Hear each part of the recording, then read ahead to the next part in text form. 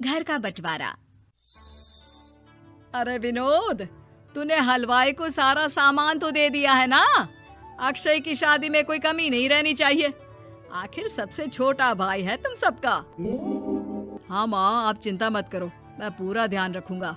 मंगल बेटा, तूने तो कहा था कि फूल का ऑर्डर दे दिया है, यहाँ तो फूल पहुँचे ही नहीं। अब क्या बहू की विदाई के बाद फूल आएंगे? माँ, मैंने अभी बात की है फूल वाले से, वो रास्ते में ही है। आप किशोर भैया से क्यों नहीं कहती कुछ करने को? किशोर पहले ही मेरे बताए काम कर रहा है। पास के सभी रिश्तेदारों और मोहल्ले वालों को कार्ड वही तो देकर आया था। रिसेप्शन के लिए हॉल भी उसी ने बुक किया था। टेंट कुर्सी वालों को भी तो वही देख रहा है। पर कई मोहल्ले वाले तो हमारे भरे पूरे परिवार से जलते भी है, उन्हें बुलाने की क्या जरूरत थी? बेटा, शादी ब्याह में तो बुलाना ही पड़ता है, नहीं तो लोग क्या कहेंगे। दादी दादी देखो ना, हलवाई अंकल हमें लड्डू नहीं दे रहे, आप इनको डांटो ना। अरे चैन सुख दे देना बच्चों को लड्डू, क्यों तंग कर रहा है इन्हें? बीबी जी, मैं कहाँ मना कर रहा हूँ, लेकिन लड्डू बनते ही ये बच्चे उठा उठा कर खा लेते हैं। अरे मैं तो इन्हें थाल में रख के परोस भी नहीं पा रहा। भागो, अब कोल्ड ड्रिंक पीने चलते हैं। भागो भागो, अब कोल्ड ड्रिंक पीने चलते हैं।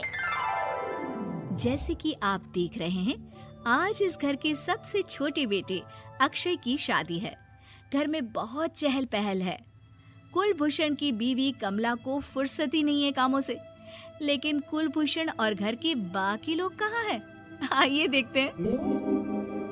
अजी, आप यहाँ आराम से बैठकर गाने सुन रहे हो और घर में अभी तक इतने काम बचे हैं करने को। अरे भाई, मेरे सबसे छोटे बेटे की शादी है, इसके बाद तो मैं अब चिंता मुक्त हो ही जाऊंगा। और फिर घर में तुम हो, बेटे बहुएं हैं, तुम लोगों के होते हुए मैं क्यों काम करूं? मैं तो शान से बेटे की शादी में जाऊंगा तैयार होकर। अरे ठीक है, अब आप आराम ही कीजिए। एक बार अभिषेक की बीवी आ जाए, फिर मैं भी आराम करूंगी और मेरी चारों बहुएं पूरे घर की जिम्मेदारियां संभाल लेगी।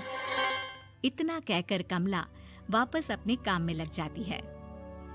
बेटा भी, तू अब तक तैयार नहीं हुआ? किससे बात कर रहा है फोन पर? तैयार कैसे हूँ? सैलून जाने से तो आपने मना किया है, क्योंकि मुझे हल्दी लग चुकी है। भाभीयों को देखो, सुबह से पार्लर में है। अक्षय की शादी हो जाती है और नंदिता बहू बनकर घर आ जाती है, लेकिन इस घर की खुशियों को मानो किसी की नजर लग गई थी। नंदिता के आने के बाद आए दिन घर की शांति भंग होती रहती। अपने माँ बाप की इकलौती बेटी को इतने बड़े परिवार की जिम्मेदारियां कहाँ संभालनी थी? अभी देखो ना, मेरे हाथों की मेहंदी भी अभी नहीं उतरी है और तुम्हारी मम्मी ने मुझे घर के कामों में लगा दिया। मैंने सोचा था कि घर की सबसे छोटी बहू होने के कारण मुझे सब पलकों पर बिठा के रखेंगे, पर यहाँ तो पलक झपकने की भी फुर्सत नहीं मिलती। देखो नंदू, शादी के पहले ही मेरे घर वालों ने तुम्हें और तुम्हारे पेरेंट्स को बता दिया था कि मैं जॉइंट फैमिली में रहता हूँ, तो फिर अब ये शिकायत क्यों? और फिर तुमसे पहले मेरी भाभियां भी तो आई थी शादी करके, उन्होंने तो कभी कुछ नहीं कहा। नंदिता तब तो चुप हो जाती है, लेकिन ऐसा बहुत दिनों तक नहीं चलता। अरे नंदिता, माँ बाबूजी की दवाई का टाइम हो गया है, उन्हें दवाई दे आओ और उसके बाद सबके लिए नाश्ता बना देना। पर भाभी, मैं तो अभी अपना फेवरेट सीरियल देख रही हूँ। प्लीज मेरी जगह आप कर लो ना ये काम। ठीक है, मैं तेरी जगह माँ बाबूजी को दवाई दे आती हूँ और नाश्ता बना लेती हूँ। तू मेरी जगह पूरे घर की डस्टिंग करके 5 बच्चों को स्कूल के लिए तैयार करके भेज देना और दोपहर का खाना बनाने के बाद कपड़े धोकर सुखा देना। उसके बाद हम दोनों मिलकर बाजार जाकर सब्जी ले आएंगे, फिर डिनर की तैयारी कर लेंगे और उसके बाद बस भाभी, मैं माँ बाबूजी को दवाई देकर सबके लिए नाश्ता बना देती हूँ। हे भगवान, ये कहाँ लाकर फंसा दिया मुझे। मेरे घर में तो गिनती की 8 रोटियां और 2 सब्जी बनती थी और नाश्ता निपट जाता था। यहाँ तो रोटियों का ढेर और सब्जियाँ बड़े बड़े पतीलों में बनानी पड़ती है। नाश्ता बनते बनते लंच का टाइम हो जाता है और लंच बनते बनते डिनर का। अभी मुझ में तुम्हारे पूरे परिवार का नखरा उठाने की और ताकत नहीं बची। मैं ऐसे नहीं रह सकती। अरे तो क्या चाहती हो तुम? मुझे अलग रहना है बस। तो ठीक है, हम कल ही शिफ्ट हो जाएंगे किराए के घर में। इतना बड़ा घर होते हुए हम किराए पे क्यों रहेंगे? ना जी ना, घर में ही दीवार खड़ी करो अपने हिस्से के आगे।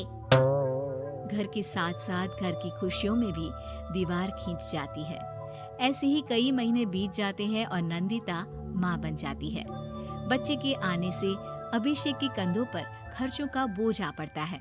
अभिषेक का बोझ कम करने के लिए नंदिता भी पार्ट टाइम जॉब कर लेती है, लेकिन इससे उसके सर पर नौकरी, घर और बच्चे की जिम्मेदारी बढ़ जाती है। नंदिता, ये क्या है? तुमने घर भी ठीक से साफ नहीं किया, ना ही मेरे कपड़े धुले हैं। चिंटू के बाल भी कटवाने जाना था, देखो उसके बाल कितने बढ़ गए हैं। अरे करती क्या हो पूरा दिन तुम? मैं करती क्या हूँ? तुम्हारा नाश्ता और लंच बनाने के बाद चिंटू को डे केयर सेंटर पर छोड़कर आती हूँ, फिर खुद ऑफिस जाती हूँ। पूरा दिन काम करके आने के बाद बिना आराम किए बाजार से सब्जियाँ लेकर आती हूँ, घर आकर खाना बनाती हूँ, चिंटू को देखती हूँ और क्या करूँ मैं? तो किसने कहा था अपने सर पर इतने काम लेने को? मत जाओ ऑफिस। ऑफिस जाए बिना घर के खर्चे कहाँ से पूरे होंगे? चिंटू की डे केयर का खर्च, उसके लिए बेबी फूड का खर्च, प्रेस वाले का खर्च, ये सब तुम्हारी सैलरी से होता नहीं है। अगर परिवार से अलग नहीं होती तो इतनी मुसीबतें नहीं उठानी पड़ती तुम्हें परिवार के साथ मिलकर काम करने में दिक्कत थी, लेकिन काम तो अब भी बहुत है तुम्हारे सर पर। चिंटू को भी डे केयर भेजने की जरूरत नहीं पड़ती। उसको गोद में खिलाने के लिए दादा दादी और घर के सभी बड़े होते। उसके साथ खेलने के लिए उसके भाई बहन भी होते। मेरे तीनों बड़े भाइयों के बच्चे भी बड़े हुए हैं, लेकिन बिना महंगा बेबी फूड खाए, क्योंकि मेरी माँ और भाभियाँ बहुत अच्छे से जानती है कि बच्चे को क्या खिलाना चाहिए। बिजली के बिल जैसे खर्चे भी सब मिलकर बांट लेते थे, लेकिन तुम्हें तो सबसे अलग रहने में ही मजा आता है, तो अब शिकायत क्यों करती हो? बस करो अभिषेक, बस करो। मैं मानती हूँ कि मैं गलत थी। मेरे एक गलत फैसले ने हमें बिल्कुल अकेला कर दिया है सबसे। एक घर में होते हुए भी हम बाकी परिवार से अजनबियों की तरह रह रहे हैं। अभिषेक और नंदिता की सारी बातें घर के बाकी लोगों को सुनाई दे रही थी। तभी कमला बोल पड़ती है। अरे नंदिता बहू, किसने कहा कि तुम अकेले हो? तुम्हारा इतना भरा पूरा परिवार है ना तुम्हारे साथ। हम तो बस ये चाहते थे कि तुम अपनी गलती समझ जाओ। अगर हम तुम्हें समझाते तो शायद तुम ना समझती, लेकिन अपनी गलती का एहसास तुम्हें खुद हो गया है, तो अब तुम समझ चुकी हो परिवार में एक साथ रहने का मोल क्या होता है। मम्मी जी, मुझे माफ कर दीजिए, अब ऐसा दोबारा कभी नहीं होगा। अरे माफी बाद में, पहले मेरा पोता जरा मेरी गोद में तो दे, और तू जाकर सबके लिए चाय बना ला।